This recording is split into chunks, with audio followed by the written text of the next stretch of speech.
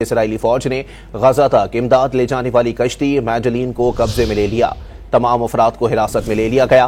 عرب media کے مطابق اسرائیلی بحری فوج نے فریڈم فلوٹیلا کولیشن میں شامل غزہ میں امداد لے جانے والی کشتی میڈلین کو بین الاقوامی پانیوں میں روک کر اس کا محاصرہ کیا۔